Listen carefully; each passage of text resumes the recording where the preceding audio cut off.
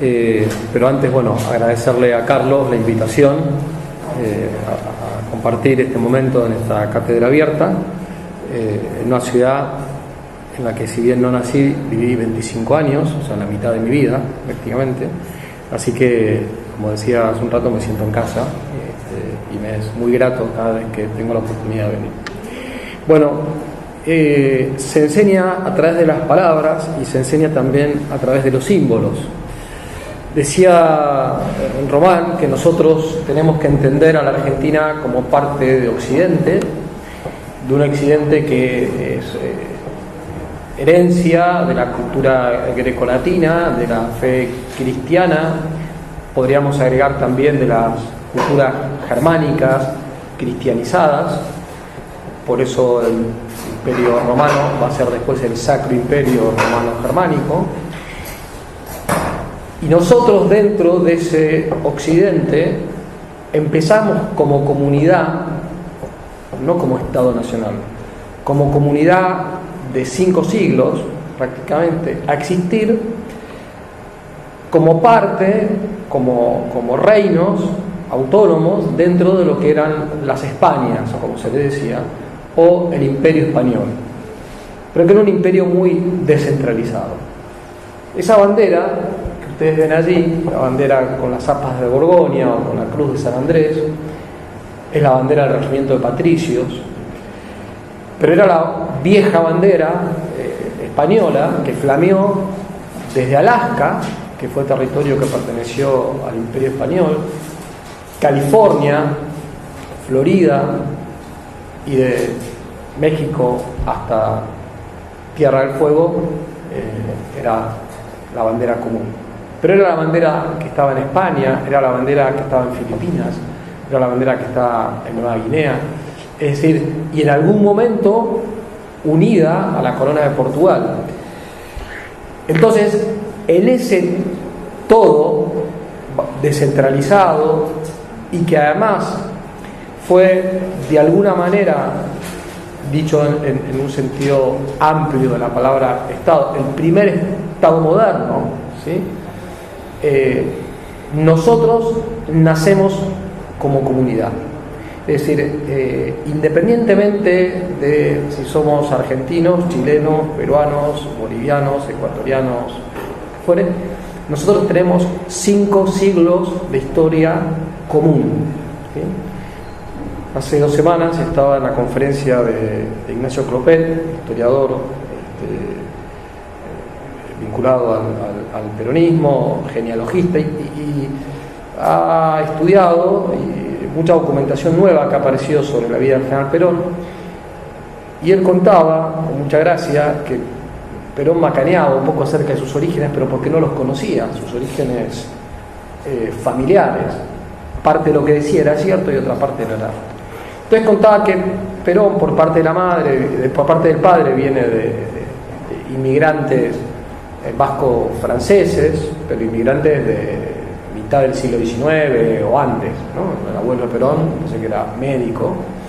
Bueno, pero por parte de la madre, Perón tiene 16 generaciones en la Argentina, es decir, entronca directamente con los conquistadores, pero eso él no lo sabía.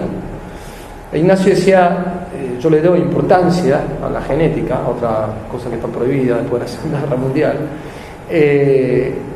por supuesto también a la cultura, al medio ambiente, digamos, y él decía, yo creo que en Perón había algo de eso que él había heredado genéticamente, que no lo sabía, pero que instintivamente le afloraba. Eso con independencia de la visión que cada uno pueda tener acerca de la figura de general Perón, del movimiento peronista, etc., ¿no?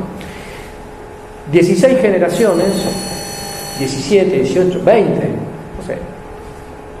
Este año se están cumpliendo 500 años desde que Carlos V dispuso que los reinos americanos o los reinos de Indias eran reinos autónomos dentro de las Españas, es decir, no dependíamos de España peninsular, sino que éramos dominio público de la corona de Castilla, ¿sí?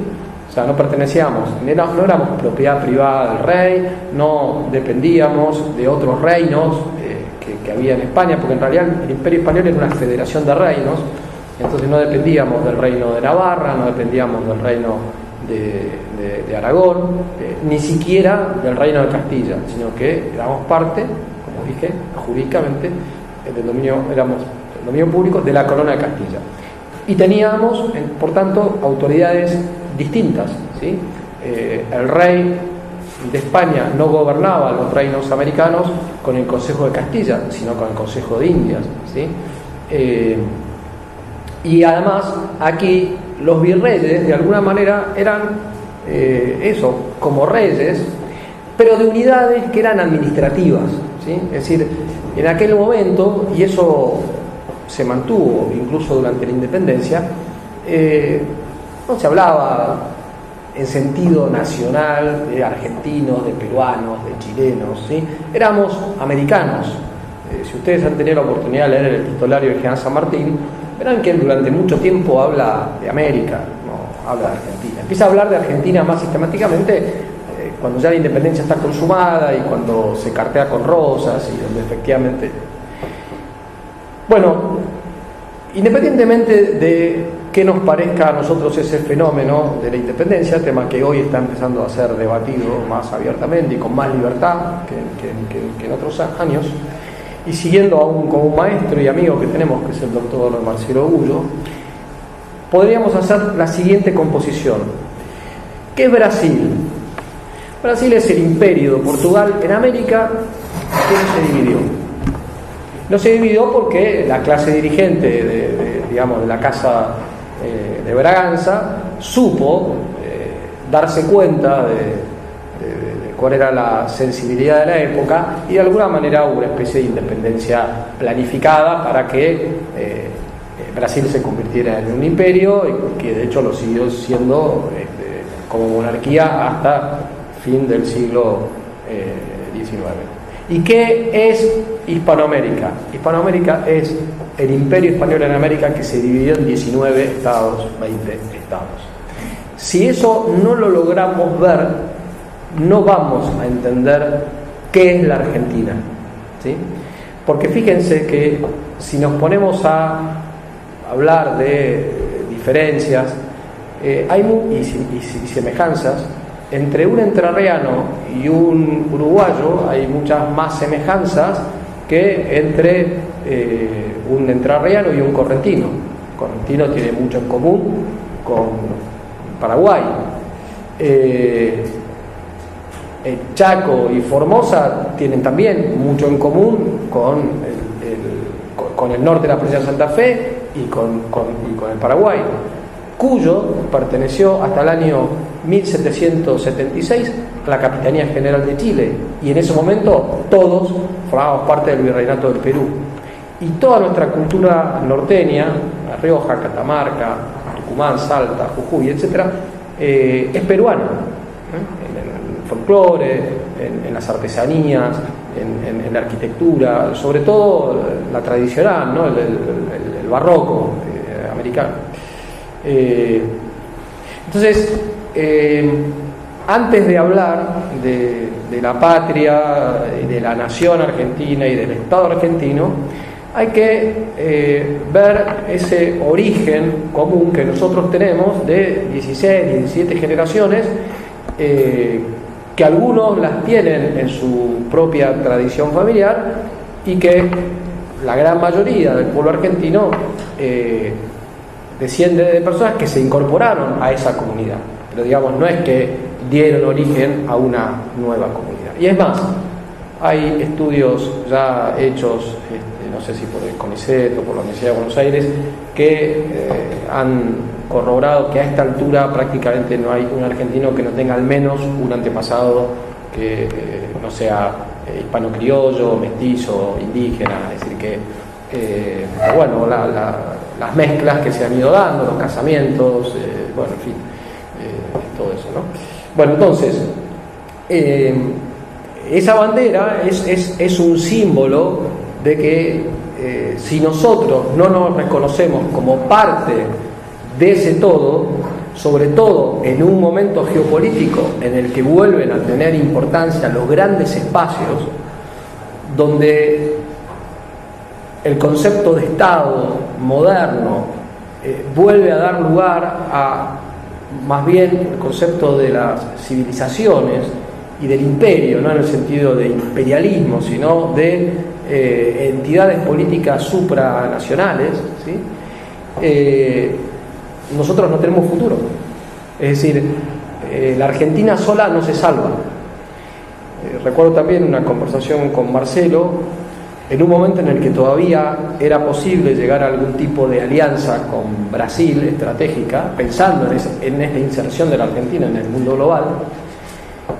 Y él decía, nosotros tenemos que integrarnos de algún modo con el resto de los países hispanoamericanos y poder hacer un acuerdo con Brasil a manera de una sociedad comercial donde ellos son el 51% de las acciones y nosotros el 49%. Entonces, juntos podemos negociar con Brasil, que históricamente ha tenido intereses distintos y que incluso históricamente ha sido enemigo de los países hispanoamericanos, pero en cuya Cancillería también históricamente ha habido un sector más proclive a integrarse a los Estados Unidos y ha habido otro sector más prohispánico, ¿sí? Y menos imperialista, en el mal sentido de la palabra, de sus propios intereses. Bueno, esa oportunidad pasó, porque eso fue hace 20 años. Hoy es muchísimo más difícil poder lograrlo. Pero lo que quería decir Marcelo con esto es decir, para poder, exclusivamente en lo económico, que no es el tema más importante, pero como ha dicho muy bien Román, nos condiciona el resto de nuestras políticas públicas, para poder competir con los Estados Unidos, para poder competir con China, para poder competir con Rusia, la Argentina sola no tiene futuro. Eventualmente, si la Argentina sola crece y se desarrolla, tendrá futuro la pampa húmeda, ¿sí? Integrada obviamente a la economía de Brasil y dependiente de la economía de Brasil. Uruguay será ahí una pieza dentro de ese ajedrez, y probablemente, como pasó en el modelo de la generación del 80, las economías regionales mayoritariamente o no se desarrollen o directamente sean ocupadas de hecho o de derecho por los grandes capitales internacionales que efectivamente tienen puestos sus ojos en esa cantidad de recursos naturales que no están explotados y que son hoy el futuro de la humanidad. Entonces, Marcelo siempre dice que un peligro es esta globalización financiera, este poder internacional del dinero, etcétera. Y el otro problema es el nacionalismo campanario, ¿no? Es decir, ese nacionalismo fruto de las independencias que nos hace ver como si fuéramos estados que no tenemos absolutamente nada que ver con los vecinos y que incluso fruto de la diplomacia británica primero, de la diplomacia norteamericana después, del imperialismo soviético más adelante y siempre, y hoy más que nunca, del imperialismo internacional del dinero, han generado peleas artificiales entre nosotros. Todos recordarán, los que saben un poco más de historia argentina, que en el segundo gobierno del general Perón se intentó un acuerdo entre Brasil, Argentina y Chile, el famoso ABC. Pero me decía otro común amigo nuestro, es el profesor Patricio Lons, que ha tenido la oportunidad de charlar con un nieto del que era embajador de Chile en ese momento en Argentina. Y parece que lo que Perón con Ibáñez del Campo pensaban a futuro no era solamente una integración económica, sino una unificación con Chile, ¿sí? El nacionalismo campanario nos ha enseñado a nosotros a tener más bien aversión a Chile, ¿sí? Con una parte de razón, porque efectivamente Chile ha tenido ambiciones sobre territorio argentino. Pero del otro lado les ha pasado lo mismo, es decir, han sido educados en ese nacionalismo campanario y nos ven a nosotros como agresores. Y cuando uno se remonta a la historia, lo que ve es que en esos 300 años anteriores a la independencia, las cosas eran muchísimo más flexibles, ¿sí? Es decir, antes de 1776 es muy complicado saber a quién pertenecía realmente la Patagonia. Que Buenos Aires tenía jurisdicción, es una realidad, pero también es cierto que Cuyo pertenecía a la Capitanía General de Chile, y había otras cuestiones que los que han investigado estos temas dicen que son difíciles de dilucidar, ¿no? Entonces, a partir de la aplicación razonable, porque no había otra manera de poder fijar los límites, después de las independencias se utilizó el principio del uti possidetis iuris, y entonces, bueno, la Argentina intentó, una vez que se desmembró el Alto Perú, finalmente se perdió el Paraguay, y también primero la banda oriental, Uruguay, la Argentina intentó, bueno, conservar lo que tenía, ¿sí?, al momento de la independencia, de acuerdo a lo que era el virreinato del Río de la Plata, ¿sí? Pero lo que hay que tener en cuenta es que el virreinato del Río de la Plata no era una división nacional, era una división administrativa, ¿sí? No podemos ignorar, obviamente, estos 200 años, pero sí tenemos que empezar a pensar en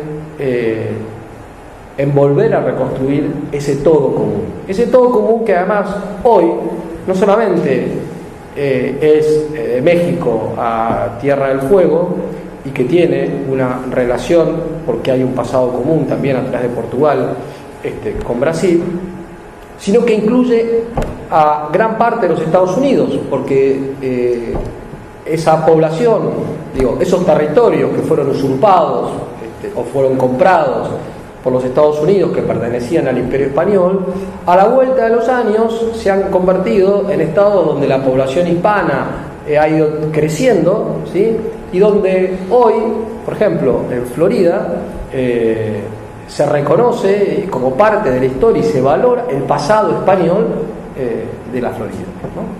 Me hacía ver también Patricio Lons. Yo tengo un hijo no ha cumplido 3 años todavía, el más chiquito, entonces veo El Zorro con él, ¿no?, de manera habitual. No tengo cable, así que pongo YouTube una buena cantidad de capítulos, y entonces me decía, fíjate que hay ¿cómo se dice? Hay un documental donde aparece Walt Disney explicando El Zorro, y donde habla como una especie de homenaje al pasado español de California. Y efectivamente yo suponía que mi amor a la hispanidad y a lo que era a nuestra cultura de 5 siglos tuvo algo que ver con El Zorro, con la arquitectura y con las costumbres. Claro, ahora viéndola yo con un poquito más de detenimiento, y además está en colores, cuando yo era chico se veía en blanco y negro, toda la historia transcurre en Los Ángeles, que era un pueblito que todavía no estaba independizado, con lo cual Diego de la Vega y su padre, Alejandro de la Vega, ¿no?, eran fieles al rey de España, y el águila y los enemigos, ¿no?, que eran todos agentes de potencias extranjeras que querían quedarse con California, ¿no? Por supuesto, ahí unos son rusos y los otros son no sé qué cree. La realidad es que efectivamente eso es lo que sucedió. Lo que pasa es que no eran rusos, sino que eran logias masónicas británicas las que actuaron, y punto. Pero efectivamente, y parece que Walt Disney había nacido en España, o por lo menos se sospecha bastante de eso, y que por eso él tenía esa afinidad y ese cariño, qué sé yo, ¿no? Bueno, lo cierto es que cuando uno viaja por Hispanoamérica, uno ve que tenemos una cantidad de cosas en común que nos unen muchísimo más que lo que pueden a los europeos unirlos entre sí, que también tienen mucho para estar unidos, porque también somos parte de esa civilización occidental. Pero entre un francés y un alemán hay muchas más diferencias que las que tenemos nosotros con los chilenos, ¿sí? De modo que a mí, yo reconozco que me molesta bastante cuando se habla con desprecio de bolivianos, de peruanos, y qué sé yo.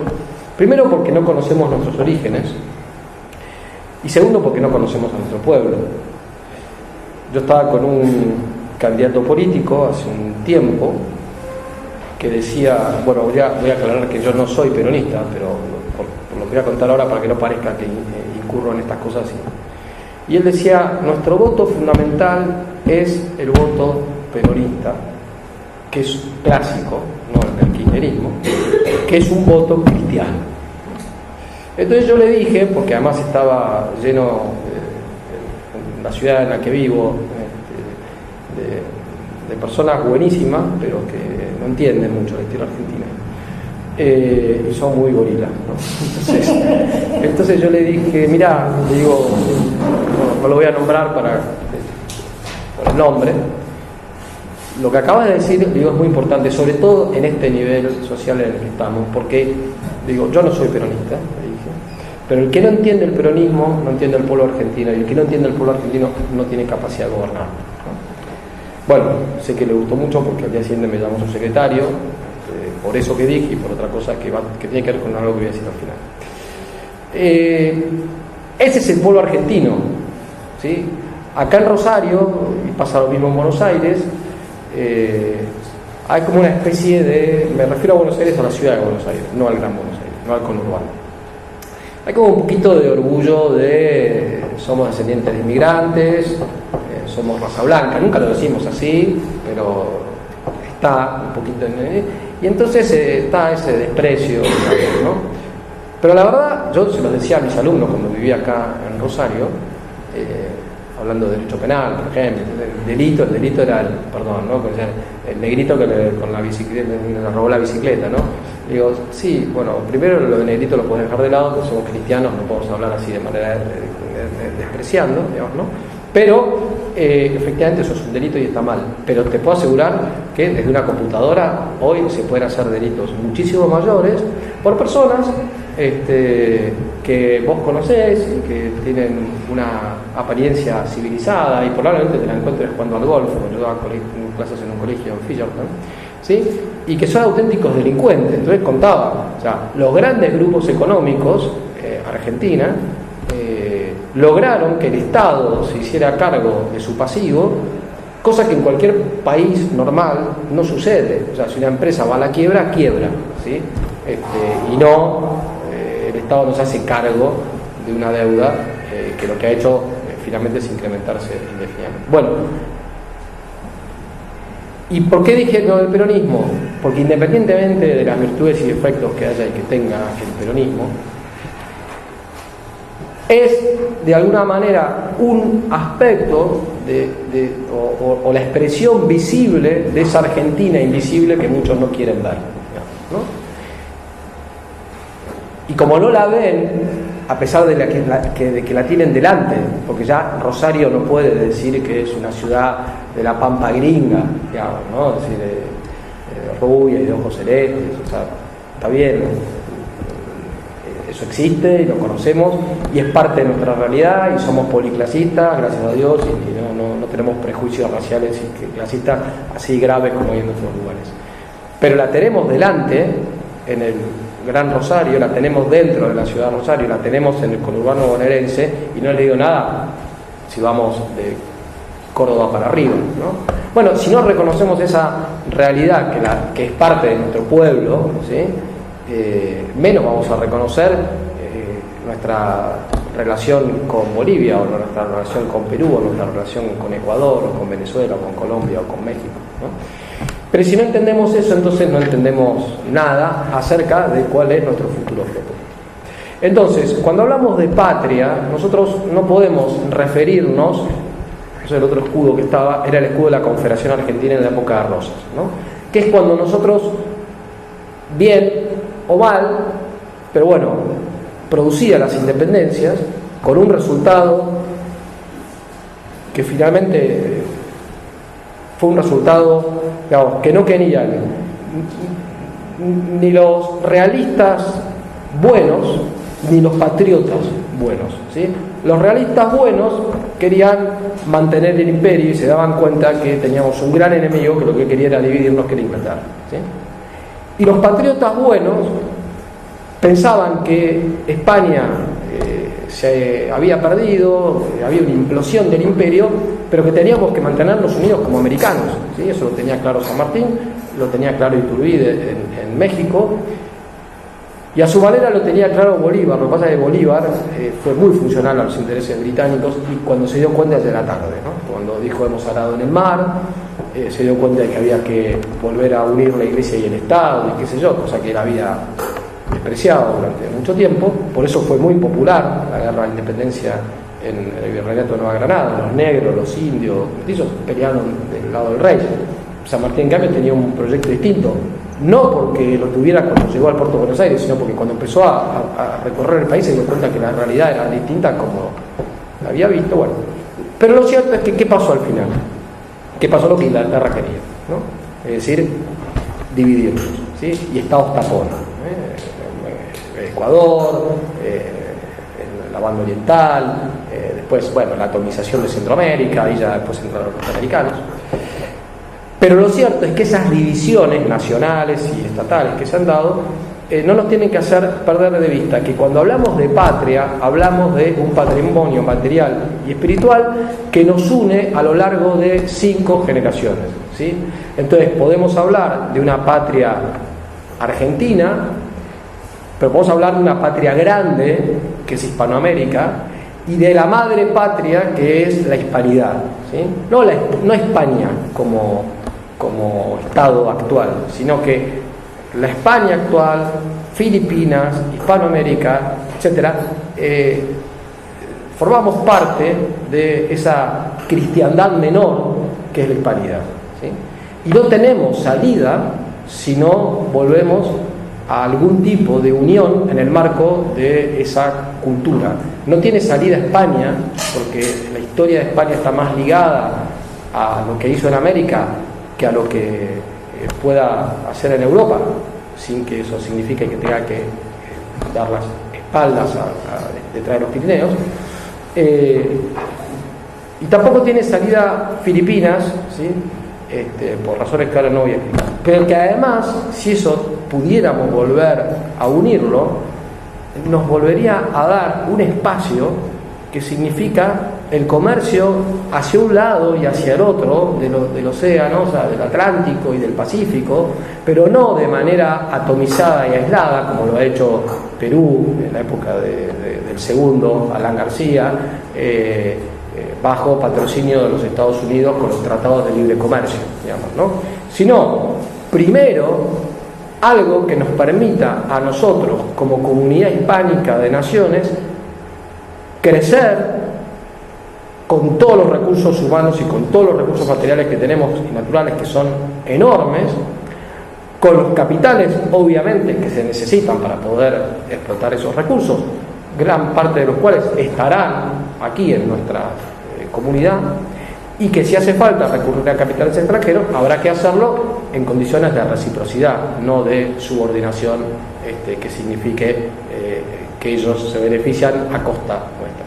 Pero eso no estamos en condiciones de hacerlo solos. No vamos a poder tener políticas de Estado solo desde Buenos Aires, solo desde Lima o solo desde México o de Santiago de Chile, ¿no? El ejemplo de Chile en este momento es la expresión más clara del fracaso de un modelo chileno de aislacionismo respecto de Hispanoamérica y de vinculación tradicional a Gran Bretaña, de una división de clases enorme que no la tenemos acá en la Argentina, ¿sí? Porque la tenemos, pero la que hay en Chile es muchísimo mayor, a lo que se le suma la dialéctica esta que los imperios imperialistas han desarrollado entre nosotros, que es ponernos siempre la falsa opción, digamos, ¿no? Es decir, si los chilenos se mantienen en este modelo, siguen atados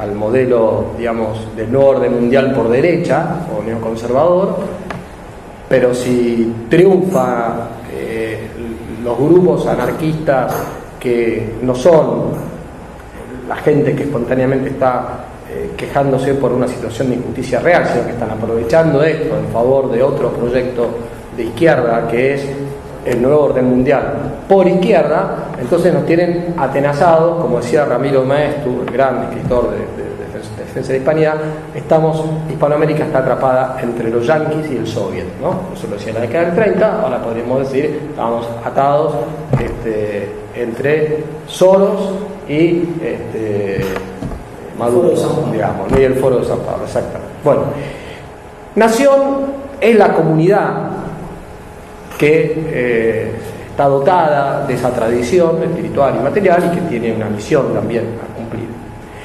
El Estado, en sentido clásico, es esa comunidad políticamente organizada con su forma de gobierno, con su forma de Estado, representación, orden económico, etcétera, etcétera, ¿no? Pero no hay que confundirlos, como decía muy bien Carlos, porque la comunidad política puede identificarse con una nación o puede ser que sea plurinacional, y una nación puede ser que efectivamente se identifique con un Estado o que en realidad esté dispersa entre varios Estados. Entonces, lo que decíamos recién, si la nación es Hispanoamérica, bueno, esa es una nación que está dividida en 19 o 20 estados, ¿sí? Si la nación es, si hubiera una confederación de naciones hispánicas, podríamos decir que habría una comunidad política que en un sentido es nacional, porque es la hispanidad, o en el caso de Hispanoamérica es Hispanoamérica, pero efectivamente hay naciones pequeñas. ¿Qué pasa? Que el concepto de nación es un concepto flexible, si lo entendemos en sentido tradicional, no en el de Maquiavelo, sino en el de la tradición medieval. Nación viene de natus, es el lugar donde uno nació, ¿sí? Remite al ¿cómo se dice?, a la lengua, pero después no puede ser algo, digamos, que se ideologice, que ese es el problema del nacionalismo moderno, se ideologiza y entonces se construye un mito de la nación que no responde a lo que es la realidad. Y ese es el origen de los separatismos, por ejemplo, ¿no? Entonces, fíjense qué errores ha habido y que nos condicionan a nosotros también ideológicamente respecto a este tema. Uno, el nacionalismo moderno, el principio de las nacionalidades o el principio de autodeterminación de los pueblos mal entendido. Toda nación tiene derecho a tener un Estado propio. Claro, pero ¿y qué es nación?, ¿no? Imagínense que ahora a Córdoba se le ocurre decir que, bueno, nosotros, por nuestra tradición, la adopta, ¿no?, y qué sé yo, y la reforma universitaria, somos una nación y tenemos derecho a independencia. O sea, eso, dicho así, es la guerra civil perpetua, digamos, ¿no?, a nivel mundial. Porque en un sentido elástico, sí, se puede hablar de una patria chica, Santa Fe, Córdoba, pero eso no significa que tenga que ser un Estado nacional. En la época de las Españas, cada región tenía sus fueros, sus ordenamientos jurídicos distintos. El rey no era el rey de España, era el rey de Castilla, de Aragón, de Navarra, conde de Barcelona, rey de las dos Sicilias, rey del Milanesado, rey de las Indias. Y respecto de cada uno de esos reinos tenía obligaciones distintas. Y como cada uno de esos reinos, por lo menos mientras estuvieron los Habsburgos, tenía cortes, o sea, parlamentos, diríamos para entendernos, estamentales propios, el rey tenía que ir y jurar ante los parlamentos de cada una de esas regiones respetar los fueros de esa región. Mientras eso se mantuvo, los catalanes, los vascos e incluso Navarra, que fue incorporada forzosamente y finalmente ha sido una de las regiones más fieles a la Unión Española, no tuvieron un problema de separatismo, porque estaban unidos por la religión católica, estaban unidos por la unión de las coronas, y además estaban unidos por una misión que digamos, la primera misión fue la reconquista y la segunda fue la conquista, evangelización, civilización de América. Y mientras España tuvo eso, España tuvo ese, como decía José Antonio, era una unidad de destino universal. Pero cada región tenía su propia tradición jurídica, tenía su propia lengua, se hablaba el catalán y el castellano a la vez en Cataluña, y el euskera y el castellano en el País Vasco, el galaico portugués y el castellano. Muy bien, el castellano era la lengua común, ¿no? ¿qué pasa? Cuando los Borbones se empiezan a centralizar, empiezan a generar las causas de lo que después va a ser el separatismo. Pero el separatismo es una mala salida, porque lo único que hace es atomizar y fragmentar, y eso es lo que obviamente a los sectores hegemónicos les conviene, ¿sí? En España ha habido dos tradiciones distintas: una resistencia en defensa de los fueros y de las tradiciones de cada pueblo de la España peninsular, pero sin atentar contra la unidad de España, han sido los carlistas, ¿no? Las tres guerras carlistas en el siglo XIX fueron tres guerras en defensa de una dinastía que había sido despojada del poder, de la religión católica y de los fueros, ¿no? Sí, pero sin poner en duda la unidad de España. Cuando se pierde la tercera guerra carlista, Sabino Arana, influenciado por el biologicismo alemán y por ideas ya racistas que estaban dando vuelta, resentido además con Madrid por la derrota de no sé qué, inventa el nacionalismo vasco. E inventan toda la mitología esta de los vascos como si fueran una nación distinta a España, en el sentido moderno. En el sentido clásico se podría decir, bueno, sí, es una nación dentro de otra nación más amplia y punto. No. Bueno, otro nacionalismo es el nacionalismo liberal. Por eso yo ahí puse a Hitler y a Napoleón como dos ejemplos, ¿no? Es la identificación jacobina de nación con pueblo, de pueblo con democracia y de democracia con lo que dijo también Román, contrato. Entonces, ¿qué es la nación? La nación es la voluntad de las mayorías actuales, ¿sí? Sin ley natural, sin ley divino positiva, sin tradición, o sea, sin lo que decía Chesterton, ¿no? La tradición es la democracia de los muertos. A partir de la Revolución Francesa, lo que importa es, sobre todo de Rousseau, la voluntad general, ¿no? Bueno, eso es Napoleón. Es un nacionalismo liberal que es tan erróneo como el otro. La cumbre de todo esto, evidentemente, es el nacionalismo totalitario, que identifica nación-estado y Estado con un concepto de soberanía absoluta que arranca de Maquiavelo, que arranca de Baudin, pero que se lleva ya a un grado muchísimo más extremo que en el absolutismo, porque los reyes absolutistas por lo menos reconocían que por encima de ellos estaba Dios, ¿no? Más o menos, pero lo reconocían, por lo menos los absolutistas cristianos, no los déspotas ilustrados.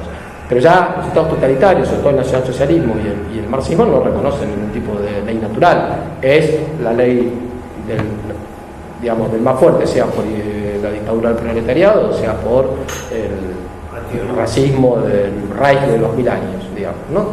Bueno, esto es la deformación del concepto clásico de nación, del concepto clásico de comunidad política, y que a nosotros nos ha afectado que en ese nacionalismo campanario, como decía Marcelo, y que ha sido funcional a los intereses del imperialismo británico primero y del imperialismo norteamericano después y soviético.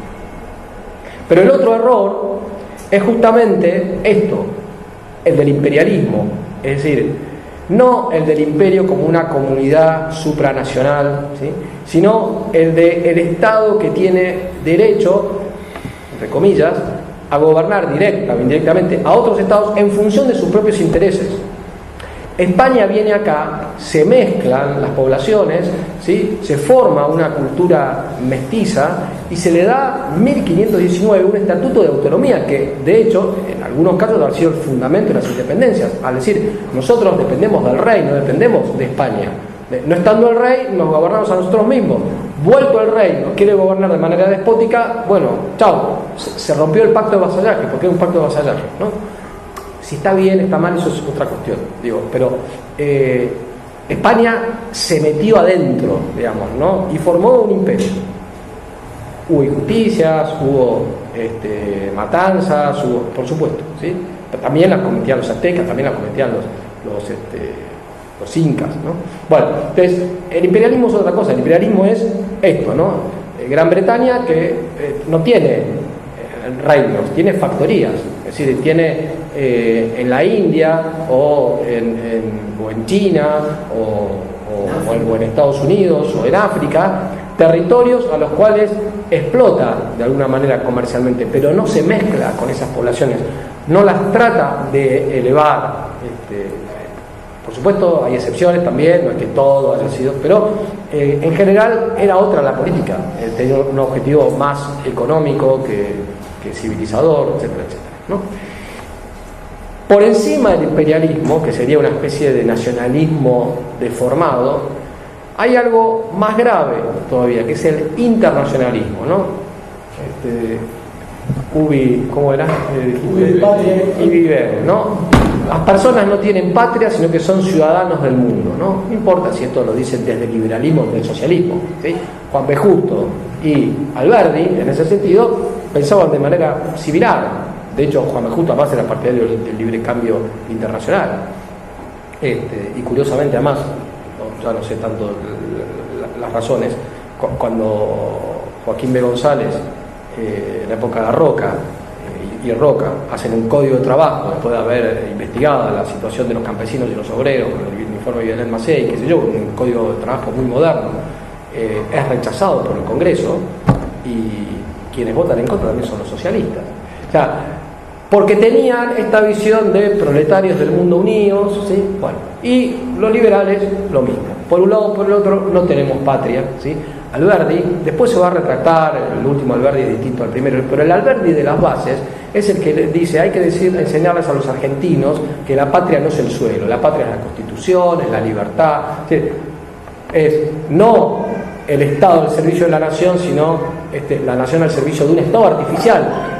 Ellos piensan que lo que tenemos que nosotros hacer es copiar el modelo constitucional norteamericano, el modelo de derecho civil francés, el modelo de derecho comercial italiano, ¿sí? Y para eso, como el pueblo no es adecuado a eso, entonces hay que cambiar el pueblo, ¿sí? Entonces por eso cometemos una inmigración anglosajona, germánica, suiza y qué sé yo.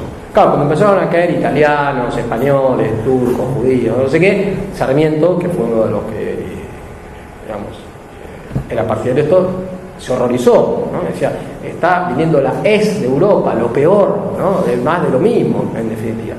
Bueno, no todos los políticos de la generación del 80, gracias a Dios, pensaban de esta manera, y se dieron cuenta otros, sería para otra charla, que al revés, hay que hacer un régimen político adecuado al pueblo que tenemos, ¿sí?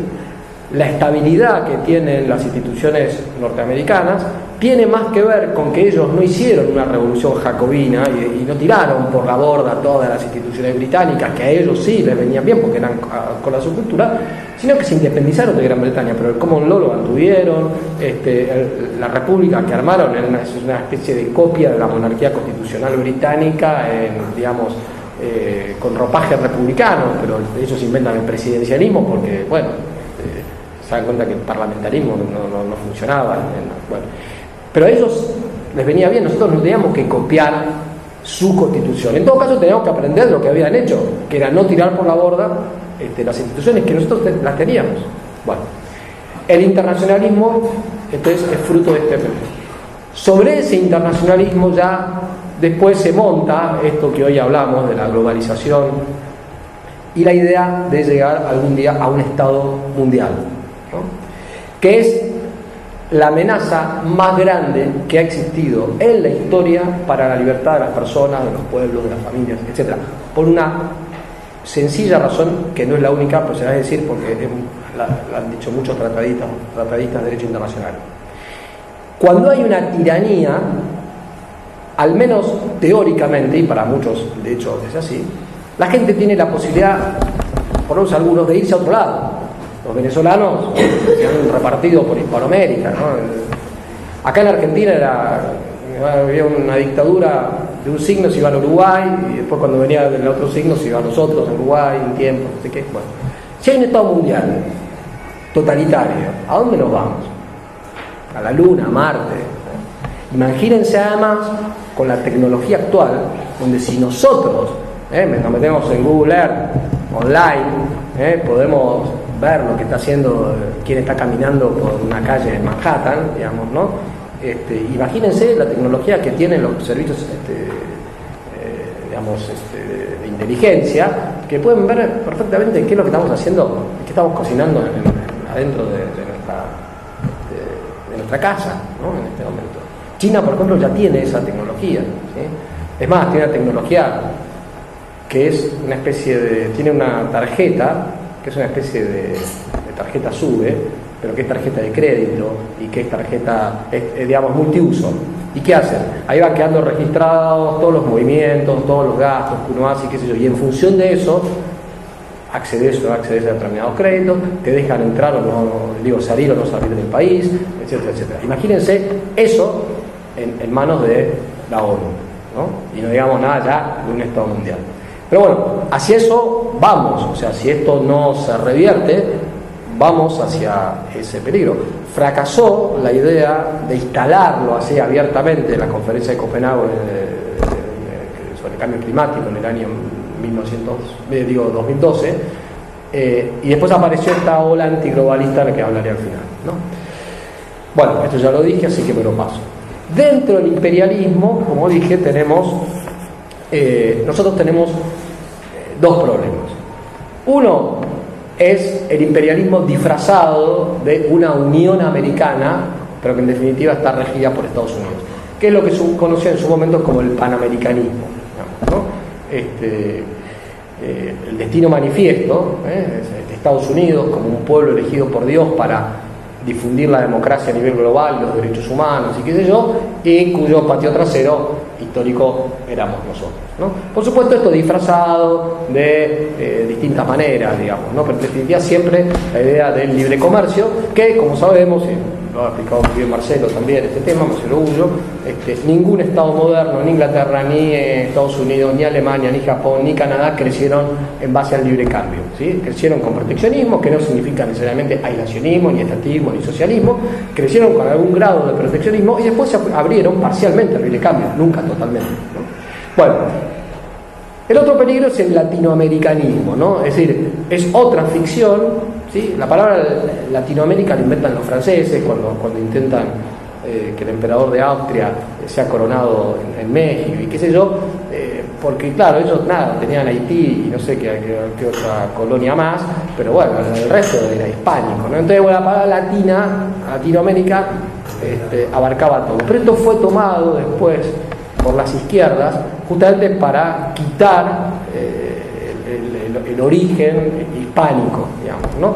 Y entonces hablan de Latinoamérica, pero en términos indigenistas o en términos afroamericanos o una mezcla de todo eso, pero siempre sin referir a los orígenes reales. Y es curioso porque en realidad Latinoamérica podría tener un sentido sano. Somos occidentales, somos descendientes de Roma. Bueno, Perón hablaba, ¿no? La hispanidad y la latinidad, ¿sí? Latinoamérica, somos Latinoamérica, y en ningún colegio, como sí sucedía hasta la mitad del siglo XIX, se enseña latín. Se enseña Latinoamérica y no hablamos latín. Ya, hablamos una lengua romance, ¿no? Bueno, muy bien. Esto ha sido muy bien aprovechado por las izquierdas para fomentar un falso nacionalismo, un falso antiimperialismo norteamericano, que en definitiva ha sido un discurso para imponer otros tantos estados totalitarios en Cuba en su momento, en Nicaragua, en El Salvador, o generar terrorismo,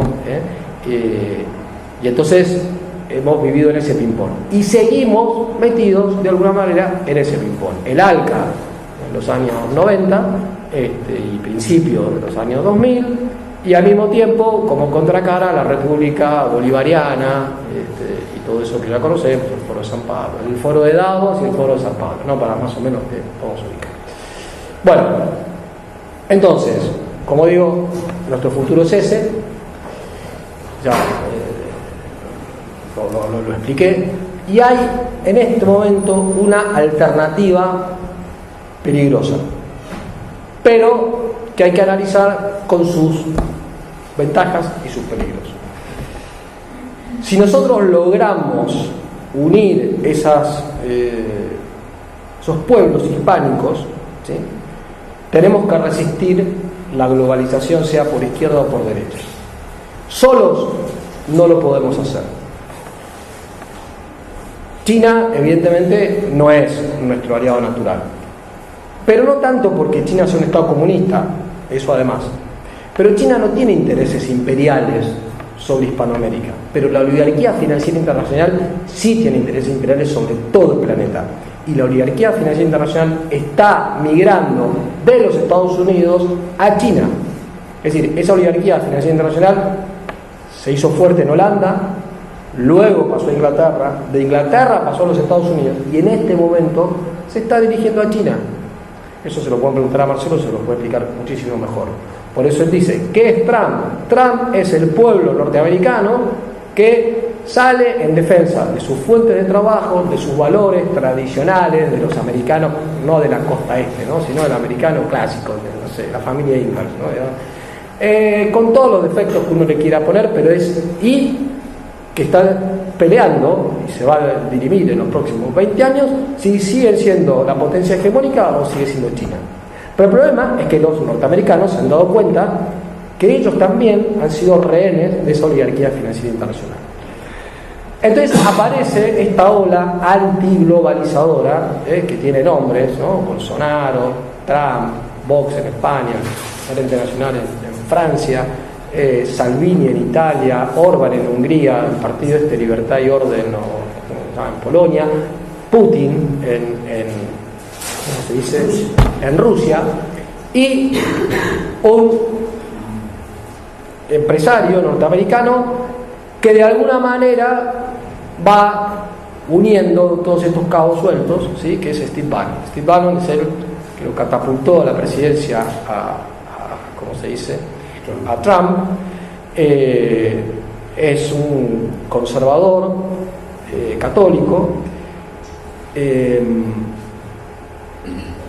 tiene una serie de ventajas en el sentido de que ha ayudado a consolidar en todos estos movimientos una serie de valores que para nosotros son importantes, que tienen que ver con la defensa de la familia, la defensa de la vida, la defensa de la libertad religiosa, la defensa de las soberanías nacionales, el tema detrás de la cuestión esta de la Amazonía y qué sé yo, hay muchos intereses creados, digamos, ¿no? Es decir, nadie se crea así candorosamente que Greenpeace o que el Fondo de Naciones Unidas para la Población o etcétera le interesa la Amazonía porque tiene una conciencia ecológica tan fina y tan delicada que por eso, es evidente que hay intereses. Por supuesto que también Bolsonaro los tendrá y habrá disputas de poder, pero al menos hay algo que está diciendo que hacía tiempo que no se decía. El Amazonas pertenece, bueno, una parte por lo menos, digamos, ¿no?, a Brasil. Tiene que ver con la soberanía de Brasil. Y Trump también. Y digo que es complejo este fenómeno porque, por ejemplo, Bolsonaro defiende estas cosas, pero lamentablemente aplica un modelo económico muy liberal. Pero Trump aplica un modelo económico proteccionista, ¿sí? A diferencia de Reagan, con el que tiene muchas cosas en común, pero desde el punto de vista de libre comercio no está en esa línea. Vox, el Frente Nacional, también tiene sus peculiaridades. Y Putin es un fenómeno también raro, digamos, ¿no? Porque no pertenece de alguna manera a esto que podríamos llamar ola conservadora de cierto cuño anglosajón, ¿sí?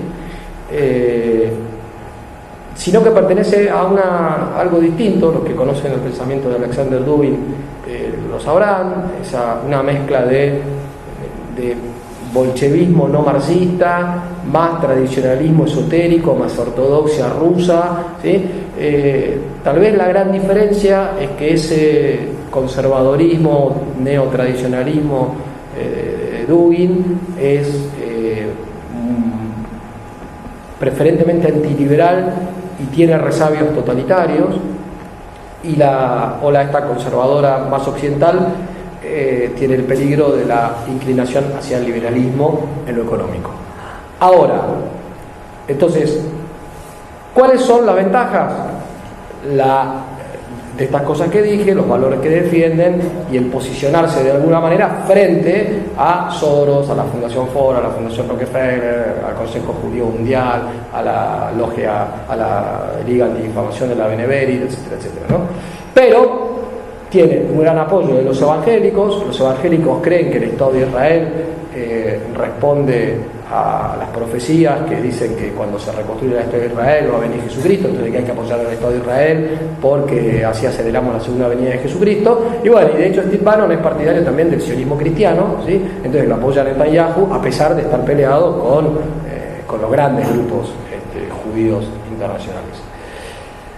Entonces, ¿qué hacemos? ¿Nos cortamos solos? ¿Nos subimos un poco a esta ola? Bueno, es una incógnita, ¿sí? Yo se las voy a dejar planteada como algo que en realidad no sé si tiene una solución. Lo que sí les voy a recordar son dos fenómenos. Cuando en la década del 50 Eisenhower decide que por la Guerra Fría tiene que cortar con la persecución contra ciertas dictaduras, entre comillas, lo fueran o no lo fueran, como la de Perón o como la de Franco, y se abre e impulsa, digamos, en el caso de Franco, que quitaran el aislamiento de España, y en el caso de Perón, que el Departamento de Estado dejara de embromar con toda la cantidad de medidas que había tomado contra la Argentina. Y Perón se da cuenta, está con el tema del ABC y qué sé yo, pero que el enemigo es Gran Bretaña y que tácticamente hay que hacer algún tipo de convenio con Estados Unidos, se abre. Bien, mal, lo hizo, ¿sí?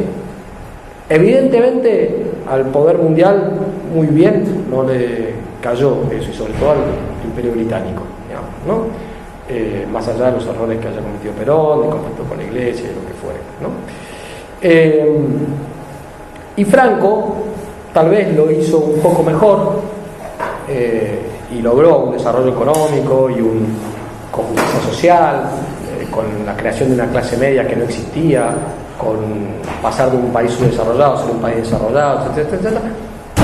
Pero después evidentemente la CIA operó, está clarísimo, para hacer una transición que nada tenía que ver con lo que Franco quería que España fuera después que él muriera. Pero en el mientras tanto lograron cierta autonomía.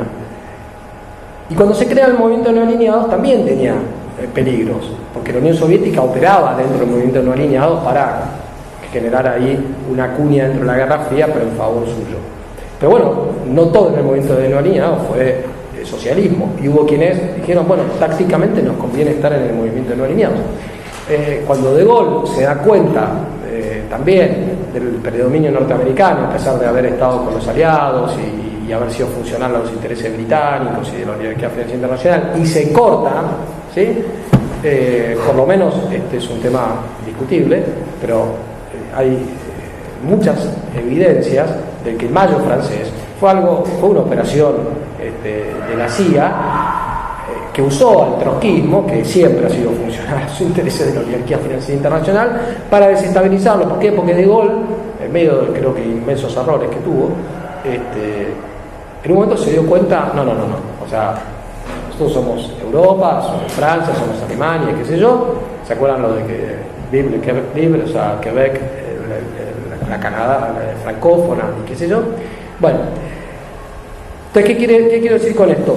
Que a veces se abren alternativas, cuñas, ¿sí? Dentro de estos intentos de globalización, que pueden tener un aspecto de movimientos de disidencia controlada, pero también pueden ser ocasión de que se genere una corriente realmente contraria a esa globalización. De hecho, el Islam creció detrás del movimiento no alineados, y si bien en su momento fueron aliados de la Unión Soviética y qué sé yo, muchos de los países islámicos no han tenido nada que ver con el marxismo. Bueno, el caso de Irán es el más emblemático en ese sentido. ¿Nos conviene, no nos conviene meternos detrás de esto? Bueno, no lo sé, es una gran incógnita. Termino con esto. Yo se lo pregunté a alguien muy entendido en estos temas y que piensa de manera muy similar a Román. Cuando ganó Bolsonaro las elecciones en Brasil, entonces veníamos con todo el tema del aborto, la ideología de género, en fin, la presión de la ONU, todas estas cosas. Entonces lo llamé por teléfono y le digo, a ver, vos que sabés de todos estos temas tanto, y qué sé yo, ¿no te parece que es un poco peligroso que si acá aparece alguien como Bolsonaro va a tener el apoyo de los evangélicos, y los evangélicos van a tener el apoyo de Estados Unidos y por lo tanto de Itamaraty, pero de Itamaraty más pro-yanqui, no sé qué? Y me dijo, mira Fernando, en este momento Argentina está para el cachetazo. Entonces, lo que hay que intentar es que no gane esta señora, que evidentemente ha pactado con el poder mundial, y que Macri tampoco gane, cosa que no va a pasar, pero bueno, intentarlo. Si apareciera un fenómeno como ese, hay que apoyarlo. Después nos ponemos a criticar todo lo que haya que criticar, pero hay que evitar que estos dos, que son directamente funcionales a la globalización, bueno, ok, qué sé yo, bueno, me quedé pensando, como es alguien muy realista y que sabe mucho y de línea nacional, a los 6 meses le pregunto, che, y oí una cosa, ¿y esto de Steve Bannon, a vos qué te parece? ¿Te parece que sería bueno tomar contacto? Por supuesto, me dice, sí, si podemos tomar contacto con Steve Bannon, hagámoslo. Después lo mismo, ¿no? Después vemos. Es decir, la idea de hacer una cuña. Bueno, ahora, puede ser que sirva, puede ser que sea peligroso, ¿sí? Es como también lo que sucedió en la Segunda Guerra Mundial, o lo que sucedió con los fascismos, ¿no? Los fascismos fueron una disidencia a todo este modelo. Y muchos apostaron, a pesar de todos los riesgos que tenían, apoyaron a los fascismos, ¿sí? Y en algunos lugares, dejando al lado el nacionalsocialismo, que es un fenómeno más perverso, pero en muchos lugares y se lograron cosas importantes gracias a los fascismos, a pesar de sus errores, ¿sí? Bueno, por algo fueron derrotados en el año 45, es decir, por algo el poder mundial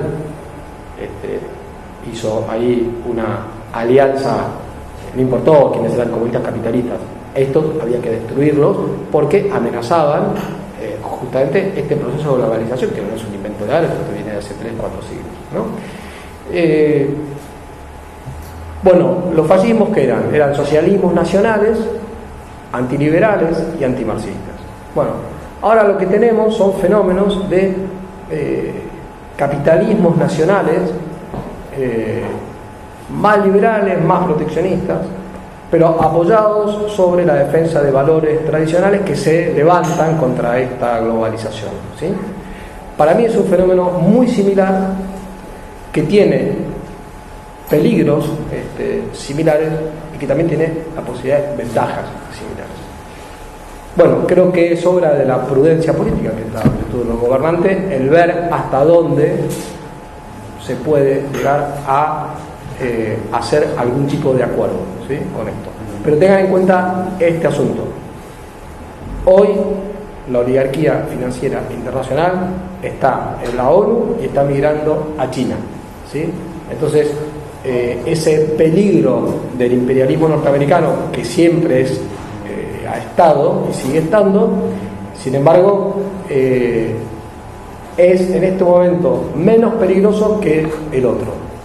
Y además se ha dado en Estados Unidos un fenómeno que tampoco existía en la época del segundo gobierno de Perón ni en la época de Franco, que es un movimiento conservador heterogéneo, pero que tiene algunos sectores que son francamente tradicionalistas, católicos, contrarios a la masonería, contrarios al nuevo orden mundial, y que tienen muchísimo más peso en Estados Unidos que lo que nosotros hemos podido lograr en nuestros países hispanoamericanos, a pesar de tener 5 siglos de tradición católica. ¿Y cuándo empezó eso en Estados Unidos? Empezó en la década del 50. ¿Sí? Hay intelectuales, hay fundaciones, hay, ¿cómo se dice?, think tanks, hay, bueno, de todo, ¿no? Colegios, universidades, etcétera, ¿no? Una parte de ese movimiento es funcional al nuevo orden mundial, son los neoconservadores, ¿sí? Son los que gobernaron con Bush. Esos son enemigos clarísimos. Pero los paleoconservadores, que están en contra de que Estados Unidos sea Pat Buchanan, que es uno de sus dirigentes, escribió un libro, se llama Estados Unidos, una república, no un imperio. O sea, está en contra de que Estados Unidos expanda la democracia a nivel global, que Estados Unidos sea un país imperialista, De hecho, y es la derecha más derecha de Estados Unidos, está insistiendo a Trump que haga las paces con Irán, que Irán no es el enemigo, digamos, ¿no? Bueno, Trump está en el medio, ¿sí? Porque llegó con mucho apoyo de este sector, pero también llegó con el apoyo de un sector del sionismo internacional, y está un poco entrampado, porque cuando él llegó con parte de su discurso era nos retiramos del Medio Oriente, ¿sí? Lo que significa romper la alianza que tienen con Israel desde el año 47, y obviamente no lo pudo hacer, ¿no? De hecho, su yerno es judío y sus nietos están siendo educados en el judaísmo ortodoxo. De todas maneras, ustedes ven por la propaganda de los medios internacionales que están en manos de los grandes capitales de la oligarquía financiera internacional, que es una figura a la que le tienen algún tipo de fobia porque la ven como peligrosa, que es lo mismo que dicen de Bolsonaro, que es lo mismo que dicen, o sea, en el caso de Trump, por ejemplo, los judíos que están en contra, lo que dicen es sí, a ver, estos movimientos, no Trump, Vox, etcétera, si no son nazis, no son fascistas estrictamente, pero tienen una serie de elementos en sus discursos que son los que tradicionalmente han terminado llevando al antisemitismo, no sé qué. Y entonces, si bien el sector, digamos, de la derecha, Netanyahu y qué sé yo, lo apoyan, poder judío mundial no le simpatiza. Bueno, te digo, Trump está ahí en el medio, ¿sí? Cuando se reúnen en la CEPAC, la conferencia que hacen anualmente de los conservadores en Estados Unidos, obviamente hay peleas de todo tipo sobre estos temas, ¿no? Bueno, lo que quiero decir es, hoy existe un sector en Estados Unidos que entiende mucho más nuestra cultura hispánica porque son católicos, ¿sí? Y además porque ven el peligro del nuevo orden mundial, tienen sin embargo las taras de cierta influencia del liberalismo propio de los Estados Unidos, sobre todo en materia económica. Bueno, y ahí está. Y lo mismo pasa con los evangélicos, ¿no? Y el año pasado estuvimos de la mano, ¿no? Sobre todo con Asiera, el sector más conservador de los evangélicos. Y hasta dónde nos conviene políticamente también estar aliados o no estar aliados, bueno, forma parte del mismo fenómeno, ¿no? Pero bueno, podríamos ver la diapositiva que vos tenías. Pero termino con esto. Este político al que yo le dije lo del peronismo, después le dije, en Estados Unidos se ha generado en los años 50 una derecha que ha sido suficientemente inteligente como para poder condicionar hoy la agenda electoral, hoy no, desde la época de Goldwater y después de Nixon y mucho más con Reagan y más ahora, y es un tema de debate electoral, el tema del aborto, el tema de las oraciones en los colegios, el tema de los crucifijos, el tema de la libertad religiosa, es decir, cosas que en Europa son impensables. Entonces, quienes eran nuestros enemigos históricos, tal vez tácticamente, no estratégicamente, pero tácticamente puedan ser en parte nuestros aliados en este momento frente a un enemigo que es muchísimo más poderoso, ¿no? Por eso yo al final, sí, había puesto eso, fíjense, es una foto de la CEPAC, ¿no? 2019, es eso, la conferencia digamos anual que hacen los grupos conservadores. La palabra conservador en Estados Unidos es una palabra que está naturalizada, ¿sí? Los liberals serían los socialdemócratas y los libertarios son los liberales clásicos, que para diferenciarse de los liberales se han puesto como palabra libertarios, ¿no? Y los conservadores suelen ser más bien tradicionalistas en materia cultural, en materia religiosa, etcétera, etcétera, y medianamente liberales, pero ahí a caballo entre el liberalismo, el proteccionismo, más economía social de mercado con algunos elementos de distributismo y qué sé yo, en materia económica, ¿no? Bueno, y lo otro es una manifestación de, digamos, de estas que pro-life que hay en Estados Unidos y qué sé yo. Bueno, ahí está la TFP, es otro fenómeno curioso de origen brasileño, que son tradicionalistas, son procapitalistas, pero forman parte de la CEPAC, participan de la CEPAC y también tienen algún tipo de llegada. Yo termino con esta anécdota.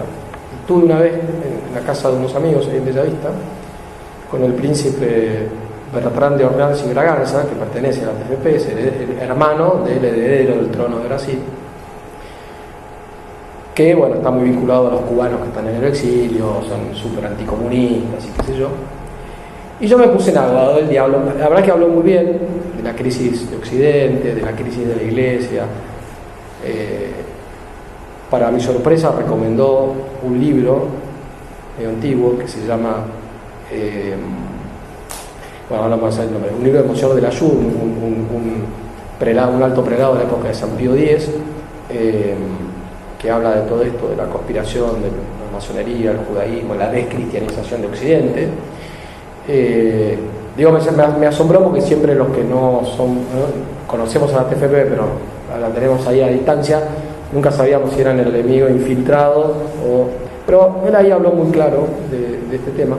Entonces yo le pregunté, bueno, entonces ustedes ¿por qué están tan vinculados al Partido Republicano y incluso esto salió un poco más extremos y apoyaron ciertas cosas de Bush que son muy criticables? Entonces me dijo él, mira, me dice, nosotros tenemos ahí un amigo que es Uruguay, right, que fue un dirigente que ya murió, norteamericano importante. Me dice, y la verdad que a través de él, para todo lo que tiene que ver con el tema del aborto, con el tema de la familia, estoy hablando del año 2002, o sea, ideología de género todavía no estaba tan... Dice, vamos logrando ciertas cosas, o sea, no somos ingenuos, nosotros no pretendemos convertir a Rockefeller, me dijo, ¿no? Así, tranquilamente. Pero hemos visto ahí una cuña, de hecho, esto con la TFP tienen en las reuniones que hay en la Casa Blanca, vieron con periodistas, tienen un lugar asignado, cosa que parece que para el periodismo es un lugar muy codiciado, muy difícil de conseguir, bueno, ellos lo tienen permanente. Bueno, muy bien. Nos podemos cortar solos e intentar hacer las cosas, o a lo mejor haya que buscar algún tipo de alianzas de este tipo. Otros la quieren hacer por el lado de Dugin, pero bueno, también tiene sus peligros, ¿sí? Y la relación con el sionismo también está, ¿no? Porque Putin tampoco, o sea, uno lee un poquito a Dugin y se da cuenta de que él algo se ve del problema judío. Pero bueno, Putin tiene muy buenas relaciones con el Estado de Israel, digamos, ¿no? Está muy vinculado a Venezuela y todo eso, yo creo que más por razones estratégicas que ideológicas. Pero bueno, en fin. Ahora, Steve Bannon está con todos.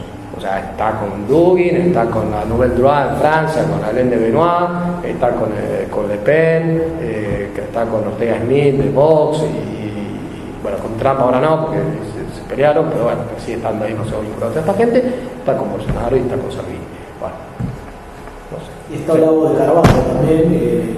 Bueno, y de hecho entre Urbano de Carvalho y Dugin hubo un famoso debate que hicieron, ¿sí? En fin, no sé, se los dejo para que lo piensen. Yo pienso que tal vez hay que arriesgar un poco e intentar ver si se puede lograr algo de eso, pero bueno, en mi opinión, por supuesto, es una idea súper prudencial y hay que tener cuidado, hay que engañarse. De la misa, ¿eh? Sí, eso lo puse antes porque... espera. Ya lo había dicho, no por eso me la pasé rápido. Cuando decimos nuestra salida es la Comunidad Hispánica de Naciones, la Comunidad Hispánica de Naciones tiene un núcleo cultural y dentro de una cultura, digamos, lo más importante en cualquier tradición es lo religioso, ¿no? Bueno, en nuestra tradición cultural, la religión católica es el elemento más importante y el elemento de unidad.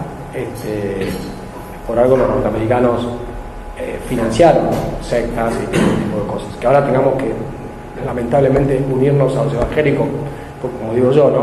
O sea, tenemos que unirnos con los... uso una figura que es la siguiente.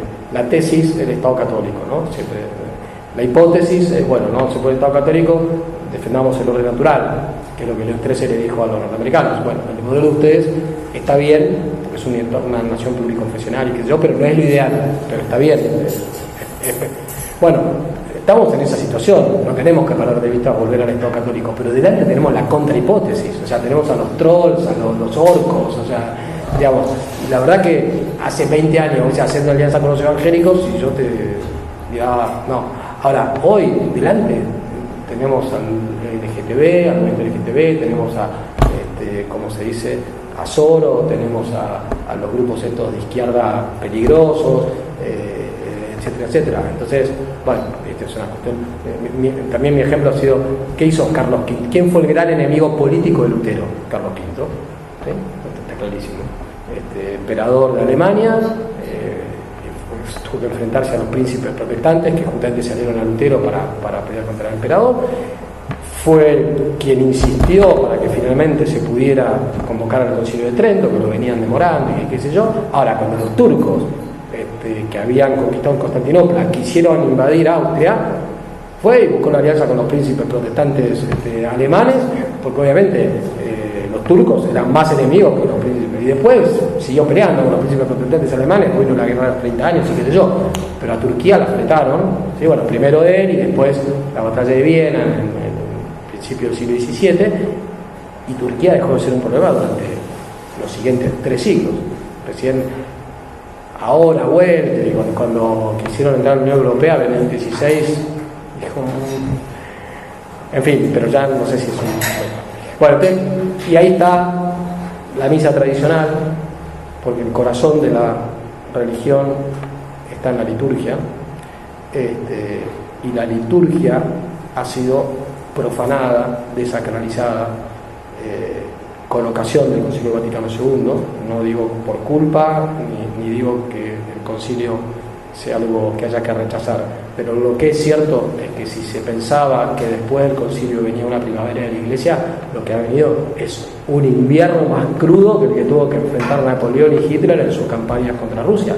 Es decir, la Iglesia en la época de Pío XII era una iglesia reconocida, una iglesia que tenía prestigio, ¿sí? A tal punto que, bueno, que los Estados Unidos buscaron ahí la alianza frente al comunismo, qué sé yo. Hoy es un caos. Hoy es un caos litúrgico, es un caos doctrinal, y es un nivel de corrupción como no se ha visto en toda la historia de la Iglesia. Esto es peor que la crisis de los arrianos. Es peor que el siglo de hierro y es peor que la crisis luterana, por poner 3 momentos difíciles de la historia de la Iglesia, ¿no? Entonces, si queremos volver a nuestras raíces culturales, hay que volver a nuestras raíces hispánicas, hay que volver a nuestras raíces católicas, pero hay que saber bien a qué nos referimos cuando hablamos de Iglesia Católica, ¿sí? La Iglesia Católica no es el sínodo de la Amazonía, sáquenselo de la cabeza, tampoco en la Iglesia Católica son los neoconservadores norteamericanos que son calvinistas católicos, digamos, no sé si son católicos, son calvinistas de mentalidad. Evidentemente no va por ahí, como tampoco va por la teología de la liberación, pero en fin, hoy la teología de la liberación es lo que está unido con este ecologismo relativista. Bueno, entonces nada, esa es una misa del antiguo rito que hoy se puede celebrar, gracias a Benedicto XVI de nuevo, y que justo además está ahí con las banderas, con las aspas de Borgoña. Entonces me pareció simbólico de lo que habría que volver, la fe fundante. Un dato que varios estados de Estados Unidos tienen con su bandera las aspas de Borgoña al día de hoy. Exactamente. Y además, ¿sabes qué? En California solamente tenés 50 lugares donde hay misa tradicional.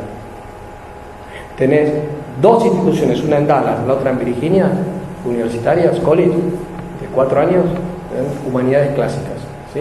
Thomas Aquinas College y Christian College en Virginia. Bueno, yo la verdad que cuando vi esas cosas dije, a ver, seamos un poquito más humildes y aprendamos. Ramiro de Maeztu tiene un libro que se llama El sentido reverencial del dinero, donde él, que ha sido el gran defensor de la hispanidad y que ha sido crítico del imperialismo norteamericano y que ha sido crítico del imperialismo soviético, sin embargo, vivió en Estados Unidos y vio que había una serie de cuestiones buenas, valiosas, humanas de la cultura norteamericana que había que aprender.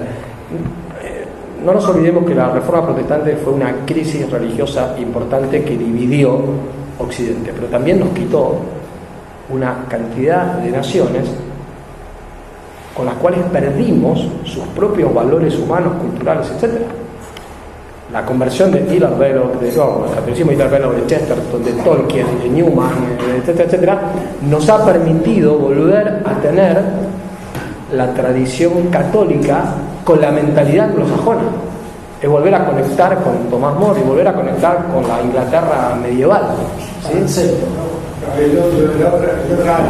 Es la otra ala, y la verdad que cuando uno lee a los católicos ingleses, y son muy interesantes, y los norteamericanos también, y uno está acostumbrado más a, uno ha estado acostumbrado más bien a leer franceses e italianos, y la verdad que hace muy bien leer a estos autores, e incluso a los americanos conservadores, como Lewis, ¿no? Crónicas de Narnia, porque tiene otros libros. Quizás nos falta el pragmatismo de esa área. Digo, como decía Ricardo Paz, dirigente conservador de Línea Nacional en Argentina, el conservador es práctico sin ser pragmático, ¿no? Es decir, es realista, o sea, no es un ideólogo, ¿no? Pero tampoco es un maquiavélico, ¿no? Entonces, parece que eso sería así, efectivamente. Bueno, primero le damos un aplauso a nuestros